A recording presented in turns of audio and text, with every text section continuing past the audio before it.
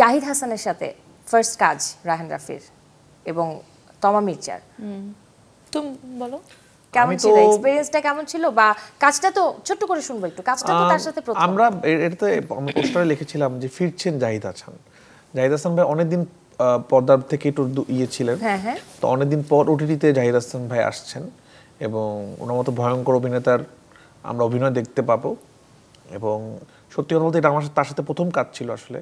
আচ্ছা। তো ছোটবেলা তার নাটক সিনেমা অনেক দেখেছি এবং তাকে খুবই ভালো লাগতো, তো এতদিন পর কাজ করছি তার সাথে। তো আর এই কাজটা ডিফিকাল্ট ছিল আর কি, কারণ আমাদের এক একটা শট ছিল এক একটা জায়গায় এবং কিছু টাইমিং ছিল যে এই শটটা আমাকে রাত 10টার দিকেই নিতে হবে, এই শটটা আমাকে ভোর 3টায় নিতে হবে, এরকম কিছু টাইমিংয়ের ব্যাপার ছিল এই শটটার, এই সিনেমাটার ক্ষেত্রে। তো এমনও ছিল একদিন সকালবেলা জাহিদ ভাই আমাদের শ্যুট হচ্ছিল কোথায়, ড্যামরাতে, ঢাকা থেকে অনেক দূরে। তো একদিন সকাল 9টায় একটা শুটিং, ওনার একটা শট, আর একটা শট রাত 9টায় বা রাত 10টার দিকে, আর একটা শট ভোর 3টার ওনার কাজ, অনেক গ্যাপ। এখন ওখানে তো মেকআপ রুম নাই, বসার জায়গা নাই। তো ভাইকে বললাম ভাইয়া তাহলে আপনাকে ওয়েট করতে হবে, বাসায় যেতে পারবে। বাসায় ভাইয়া আসলো না, ভাইয়া ওখানে থাকলো। আমি আমার অ্যাসিস্ট্যান্টকে জিজ্ঞেস করলাম ভাইয়া কি করে, অনেকক্ষণ পর ভাইয়া একটু খোঁজ খবর নিলাম। তো ভাইয়া যেখানে মেকআপ রুম বানিয়েছিলাম, একটা রুমকে আমরা মেকআপ রুম বানিয়েছিলাম, ওখানেই একটা সাইডে একটা জায়গায় কাঁথা দিয়ে উনি ওখানে শুয়ে পড়ছে বালিশ দিয়ে। ওর শরীরটা খারাপ ছিল, তো উনি কিন্তু চাইলে পারতো যে উনি বাসায় চলে আসবে, রেস্ট নিয়ে বিকালবেলা আবার যাবে, কিন্তু ক্যারেক্টার থেকে উনি বের হয়ে যাবে। এই জন্য ওই নর্মাল একটা মেকআপ রুম, খুব পরিষ্কার পরিচ্ছন্ন না, সেখানে আর্টিস্টরা আছে। জাহিদ হাসানের মতো একজন বড় অভিনেতা, সে আস্তে করে একটা জাস্ট চাদর বিছায় উনি শুয়ে পড়ছে, শরীর খারাপ, ওনার কাশতেছে, উনি শুটিং করছে। এই যে ডেডিকেশন, কাজের প্রতি যে ডেডিকেশন, আমি মুগ্ধ হয়ে গেছি। এবং এই যে বড় শিল্পী, যারা বড় শিল্পী হয় তারা যে আসলেই বড়, তাদের মন মানসিকতা, তাদের যে ডেডিকেশন, এই কারণে উনি জাহিদ হাসান হয়েছে আসলে। এবং আমার খুবই ভালো লাগছে কাজ করে।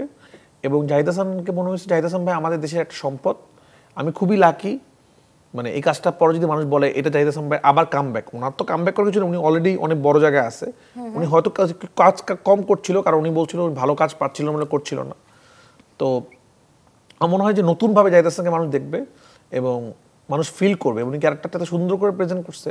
এবং আমি এই কাজটা অনেক খুঁতখুঁতা ছিলাম, মানে বারবার, মানে সবাই বারবার ডাবিং দিচ্ছে, তোমা 3-4বার, একবার ডাবিং করে গেছে, আমি দেখছি হয় নাই, আবার আসছে।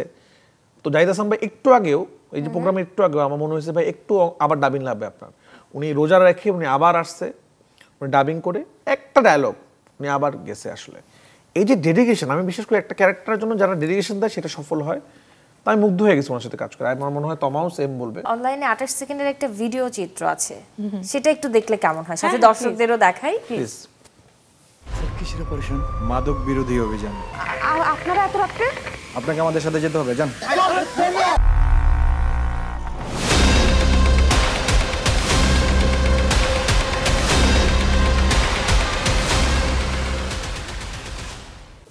মানে এত শর্ট একটা ক্লিপসের মধ্যে জাস্ট একটা কিছু একটা হচ্ছে এমনটাই মনে হলো। আর সাসপেন্স আর থ্রিলারই ভরা আমল নামা। আমি যেমনটা ভাইয়াও বলছিলেন, তমাপও বলছিলে যে এই গল্পটাই অন্য রকম একেবারে।